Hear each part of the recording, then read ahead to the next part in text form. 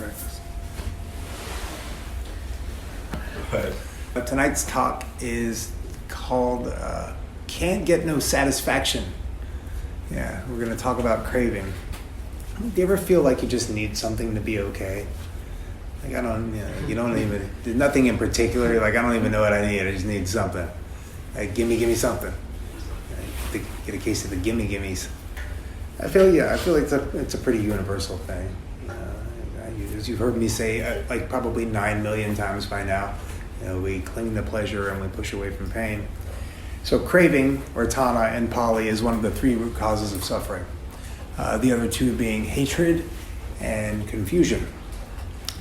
They're generally referred to as the 3 poisons of mind, or the 3 fires. And the Buddha taught that craving arises from our attachment to pleasant experiences and our aversion to unpleasant ones. As I said, you hear me say this like every week. In other words, we crave what we like and we push away from what we don't like. Seems pretty simple. And the Buddha knew this. And he also knew that this was the cause of all of our suffering. In the Dhammacakkappavattana Sutta, which is the Buddhist discourse on the Four Noble Truths, it's translated as the setting of the wheel of Dharma into motion, the Buddha said, "And this, monks, is the noble truth of the origination of dukkha, the craving that makes for further becoming, accompanied by passion and delight, relishing now here and now there, i.e., craving for sensual pleasure, craving for becoming, craving for non-becoming." And so the Buddha was very clear that these types of craving can lead nowhere else but to suffering. And so tonight I want to talk about each of these types of craving. I'd like to give some personal reflections on my experience with each of these types of craving, both before I started with this practice and now. And I'd like to just talk about some ways that we can move from a life based in this repetitive, reactive craving into one where we don't need anything external of ourselves to be happy. Sound good? So the first type of craving is kamatana. Kamatana is sense desire. So getting attached to anything via the 5 sense faculties is kamatana. This is the type of craving that I feel like we experience most often. Food, for example, right? Like certain people will only eat if they get exactly the food they want. They see it as an experience rather than fuel for the body, which by all accounts, food is just fuel for the body. Not that food's not delicious. I love food. Everybody loves food. But at the end of the day, it is just fuel for the body. Kids tend to do this quite a lot. You've ever seen a kid that would only eat certain things? I know, Lansing, you've got kids. I'm sure you have experienced that when your kids were younger, right, Lennon? Yeah. So kids are like pretty adamant that they want this and they don't want that. So craving and aversion right there. And as I said, I love food and I lean more towards certain types of food than others. But at the end of the day, I'll eat pretty much anything if I'm hungry. I do have specific cravings for food sometimes, though. I really like tikka masala. I think tikka masala is pretty delicious, and sometimes I really want tikka masala. And so I crave for food. Not a bad craving. I don't think that's really impacting my life too much, craving tikka masala. Sex, another sense desire that I think is pretty common. I think most of us enjoy sex, and I think that's pretty natural, right? Sex feels good. And what a wonderful trick by nature, right? What a wonderful trick to get us to reproduce. Just make it feel really good and we're going to want to do it over and over. And we live in a pretty over-sexualized culture, quite honestly. So this craving for this particular type of sense pleasure can be extremely strong. Sex sells. Even sounds can evoke craving. Does anybody have a favorite band, or at one point did you have a favorite band, right? Like even sounds can evoke craving. I love music. I absolutely love music. And I do gravitate towards certain types of music more than others. I love all music, but there is some music that I'm absolutely averse to. I'm not going to tell you what it is. It's not country, just so you know. It's not country. I do like some country. Now, like radio country, I'm not a fan of, sure. I'm a little averse to that. Okay, I'll tell you what it is. Modern rap. I don't know. I don't even understand what's going on with that. If anybody could tell me after the group what's up with like rap now, I don't even know. I can't deal with it. But so yeah, I'm not very equanimous when it comes to my music choices. Is anyone here familiar with the Buddhist Wheel of Life? Anybody seen the Buddhist Wheel of Life? It's like the big wheel with all the sections on it. So got the 12 links of dependent origination going around it. And so in this wheel, there are, depending on the lineage, 5 or 6 realms within the wheel.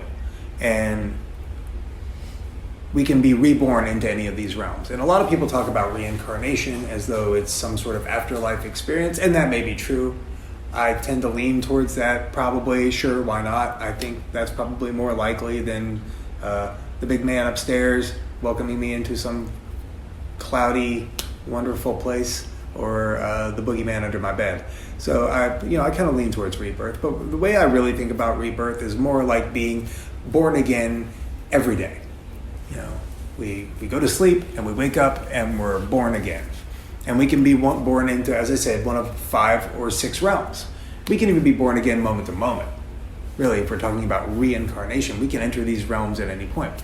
And so these realms are, there's the hell realm, there's the animal realm, the human realm, which I think we are all inhabiting at the moment, maybe. The Deva realm, which is the gods realm. The jealous gods realm, or the jealous Deva realm. And the Preta realm, which is the realm of hungry ghosts. And hungry ghosts are often illustrated as having very small mouths and very large bellies, because they suffer from this constant craving that cannot be satisfied. And I've lived in most of these realms. I've definitely lived in the hell realm before, and I've certainly lived in the realm of the hungry ghosts.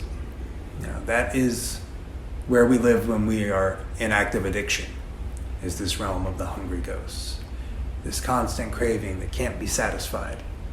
Nothing will satisfy it. I used to steal shit from stores and return it. I used to pull what we would call junkie stunts and do whatever I could to get my fix, because that was the life I was living. And I was living in the hungry ghost realm and at times the hell realm. The interesting thing about this is we can kind of choose which realm we want to live in by the actions that we undertake, right? Yeah. So, as I said, I have most certainly lived in hell, and I have most certainly been a hungry ghost at one point. Ajahn Chah had this to say about this kind of suffering. He said, there are 2 kinds of suffering: the suffering which leads to more suffering, and the suffering which leads to the end of suffering. The first is the pain of grasping after fleeting pleasures and aversion for the unpleasant, the continued struggle of most people day after day. The second is the suffering which comes when you allow yourself to feel fully the constant change of experience, pleasure, pain, joy, and anger, without fear or withdrawal. The suffering of our experience leads to inner fearlessness and peace. So once we understand the power of our own mind, we can come to the understanding that we can live in any of these realms depending upon our perception of the conditions surrounding us. If you want to live in the hell realm, that's an option for you. If you want to live in the Deva realm, also an option. The second type of craving that I want to talk about is vibhavatana, and this is the craving for becoming. So craving isn't just limited to physical objects or experiences. It can also be a craving for attainment. The Buddha spoke of this type of craving, as I said, as bhavatana, or the craving for becoming. And this is what I like to call the if-onlys, right? If only I had the new job. If only I had the new car. If only I had the bigger house. If only I had the perfect partner, then I could be happy. If only then I could be happy. Once things are perfect, then I'll be happy. So with bhavatana, what we're doing is we're really putting off our happiness that could be experienced in the here and now to a later date once we get this attainment, which we may get, we may not. And I still find myself doing this a lot of the time. I still find myself desiring the career, desiring the new car, desiring a better status in life. I can watch my mind and observe it gravitating towards these things all the time. If only things were like this, then my life would just be perfect. And the truth is, even if I got what I wanted in those moments, I probably would be happy, but that wouldn't last very long. And my mind would just start craving the next thing. These attainments don't make us happy for very long. They're very fleeting. You ever want to go buy the new thing, and before you even get it home, you're like, I don't even care about this anymore. We don't crave the thing. We really crave craving. That's what we crave. You go to school for the degree, and you get the degree, and what then? Right?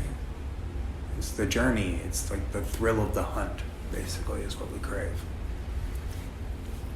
And like I said, it doesn't make us happy for long. All things are impermanent. All external conditions are impermanent. So if we derive our happiness on impermanent things, then our happiness will also be impermanent.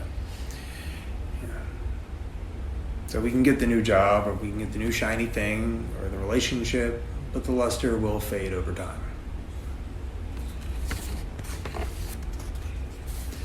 This is also the type of craving where the comparing mind can start to creep in.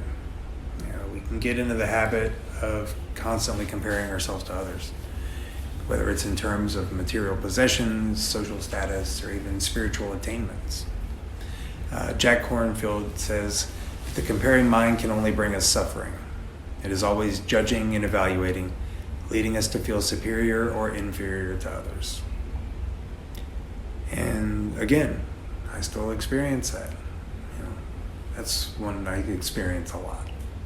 The comparing mind. Why are they doing so much better than me?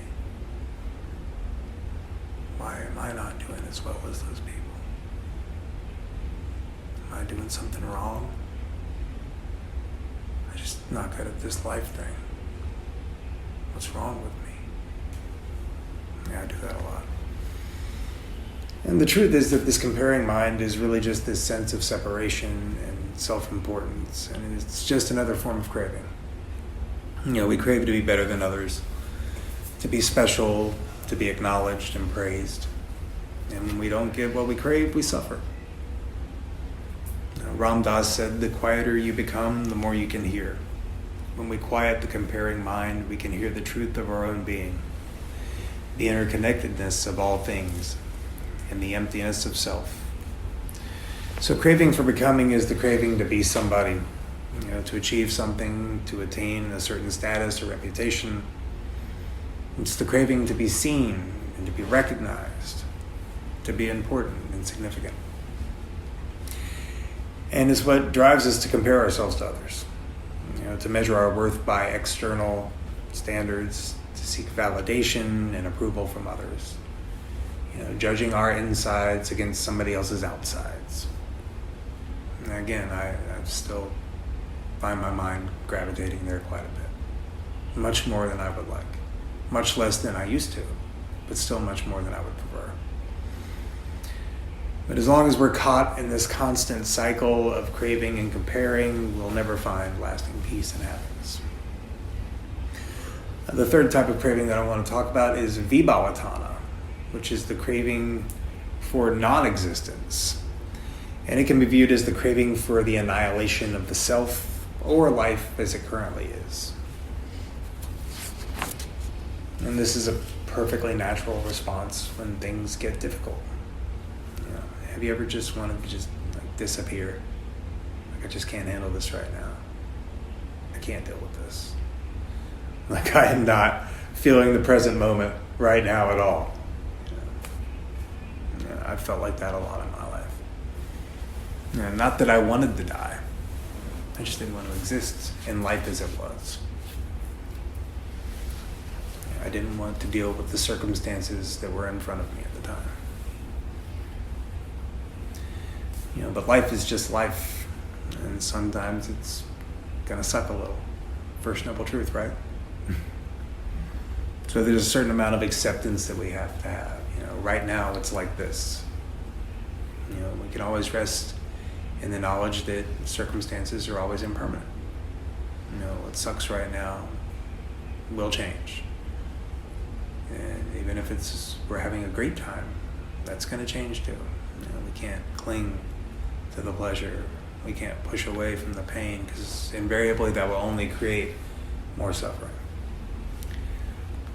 It's often said that desire is the root of our suffering.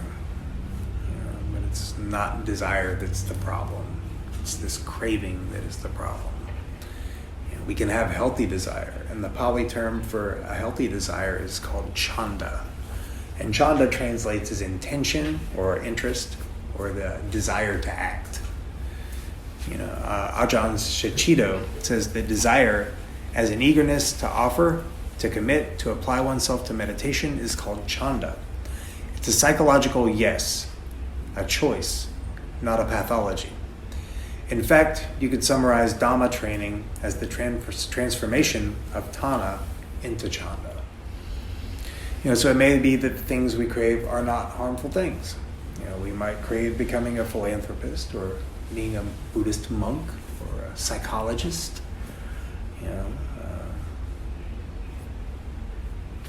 Again, it's the craving that's the problem, not the thing that we crave.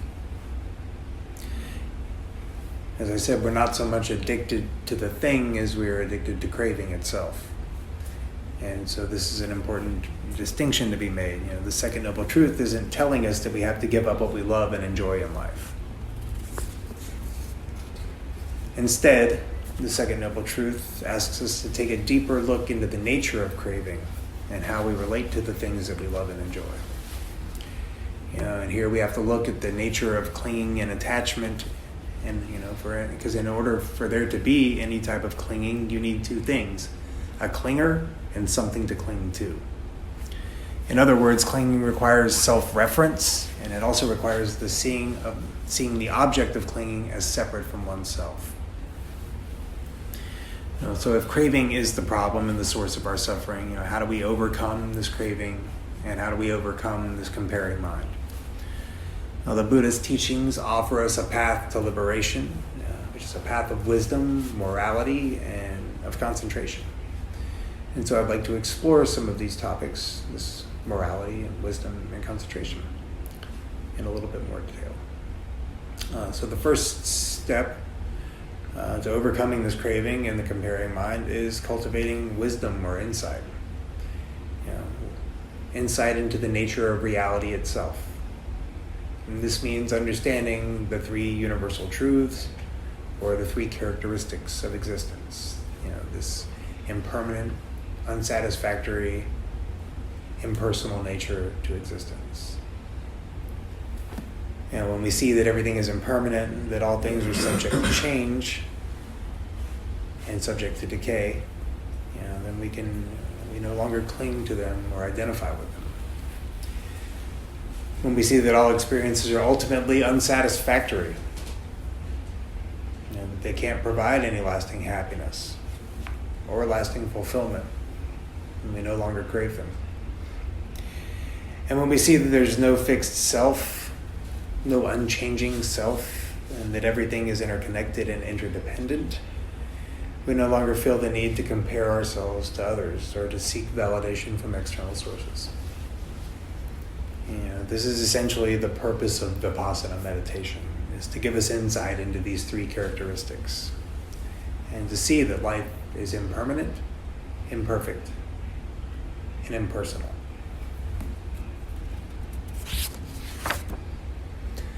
Joseph Goldstein says, a deep reflection on this great truth of impermanence enlarges the context of our own experience and loosens the bonds of craving and attachment.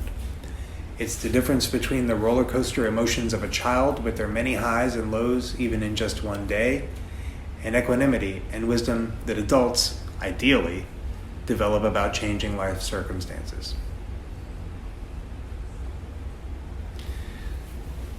And so the second way that we can address craving and the comparing mind is through the path of sila. Sila is this aspect of the Eightfold Path It's our ethical conduct, right? And I know you guys have heard me talk about sila at length because I'm a big sila guy. I'm a big ethical conduct guy. And, this means living in a way that's aligned with our values and with the principles of non-harming and compassion. Through our practice, we can take a deeper look at our values and our actions and see how well they're aligned. It's unfortunate that Buddhism got thrown into the religion box because at its core, it's basically just cognitive behavioral therapy. Do my values align with my actions? And at times you might find that your values and your actions are in a stark contrast to one another. When I was in active addiction, I still had values. My actions were in direct contrast to my values. And that created a lot of suffering for me. It felt like shit about myself quite a bit of the time, if we're being quite honest. I don't steal shit. I don't hurt people. It's not the person I want to be. It wasn't the person I wanted to be. I was caught up in that realm of the hungry ghosts, constantly craving. Couldn't be satisfied. By cultivating ethical conduct, we can build a foundation of integrity, and we can trust in ourselves and in this practice and in others. And again, for the longest time, I didn't trust other people. You've heard me talk about my childhood trauma and all that shit. I'm not going to go into it again, but I had developed this massive distrust of people. And when you're living the life of a heroin addict, that creates a lot of distrust as well, because the people that you surround yourself are not quite savory, to put it mildly.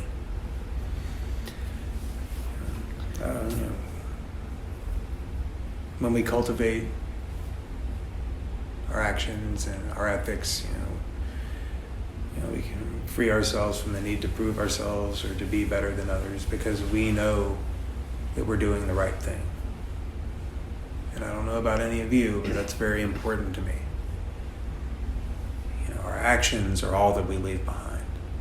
That's it.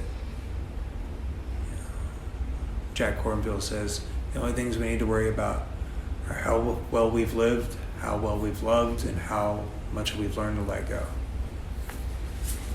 The third aspect that I wanted to talk about is concentration or mental training.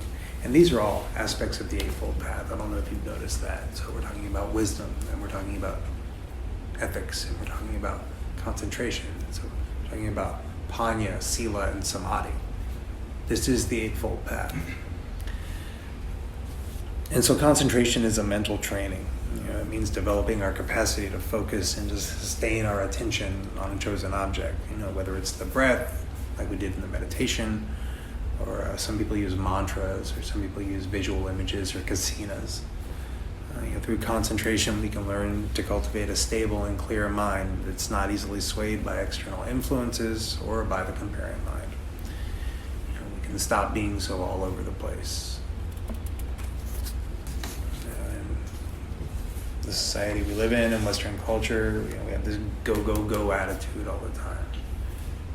Everybody tries to multitask, like that's even fucking possible, right? Like you can't do more than one thing at once well. You can juggle a bunch of shit and do it really poorly, but you can't do anything well if you're trying to do a million things at once. So with this concentration practice, we can develop the ability to observe our thoughts and our emotions without getting caught up in them. And ultimately, we can use it to cultivate a sense of equanimity and balance. As we deepen our concentration, we also develop insight into the nature of our mind and of reality itself, and we're able to see through the illusions of the comparing mind and of craving. So if we want to wake up, we have to let go of our tendencies towards craving and clinging. Joseph Goldstein had this to say about it. He said, when the Buddha speaks of the end of dukkha, he's not simply talking about being in a good mood. The radical, uncompromising freedom of nibbana is not dependent on conditions being favorable. It's not dependent on conditions at all. The deeper freedom, the end of craving, comes through a profound inner shift of understanding, in which the strongly held view of self is purified through the experience of what is unconditioned, unborn. It's not surprising that different Buddhist traditions, even within Theravada, express this experience in different ways. In many texts, it is described as the cessation of conditioned consciousness. As practice matures, we reach a stage of perfect equanimity, where all the factors of enlightenment ripen. At this time, there are no cravings or yearnings, even for the next breath or the next moment of experience. There's not even the slightest impulse towards either becoming or not becoming. As the mind settles into this perfect balance of non-craving, the flow of consciousness conditioned by changing objects suddenly stops. The mind then opens to and aligns upon Nibbana, the unconditioned, the unborn. And so this path, this practice is how we can reach this higher happiness, or sukha. Sukha is like the opposite of dukkha, right? So with dukkha, we've got suffering, but sukha is this higher happiness, and it's available, and it's not dependent on conditions. This is the happiness that nobody can take away from you. This is that internal happiness that is yours forever, and nobody can take it away, because it's not conditioned. It's not dependent upon the world around us. And it's in all of us right now. It's just waiting for us to wake up to it. As the Buddha said in the Dhammapada, health is the greatest gift, contentment the greatest wealth, faithfulness the best relationship, and Nibbana the greatest bliss. And as I said, we all have the capacity to find the greatest bliss through this practice of the Dharma. And so I hope that this talk is giving you some insight, and you hopefully come to understand why craving is the cause of so much of our suffering, and how through using this practice and by applying this path we can find liberation from our suffering. I've talked about each type of craving. I've given you some of my own personal reflections on my experience with these types of craving. And I've talked about, how we can move from this repetitive, reactive craving to peace and happiness. The happiness that's not dependent on conditions. And so we're going to do a practice. And in the practice that we're about to do, I want you to pay very close attention to the mind. I want you to just observe the natural tendency towards craving and see what kind of craving arises for you. You may experience more than one of these three types that I talked about tonight. But what I want you to do is just make a note of each type of craving that arises, and then I would like to open up some discussion afterwards so we can see where we're all at and the types of craving that comes into the mind as we sit. And so this isn't going to be a guided practice. We're going to do just a simple mindfulness of breathing practice. We're going to do it in silence. And I just want you all to, as I said, just observe the mind and see what kind of craving comes up. This can be very subtle. It can be the simple craving to change posture. It can be the simple craving for, I really hope he rings the fucking bell soon. It can be any of those things. But I just want you to observe the mind and see what arises.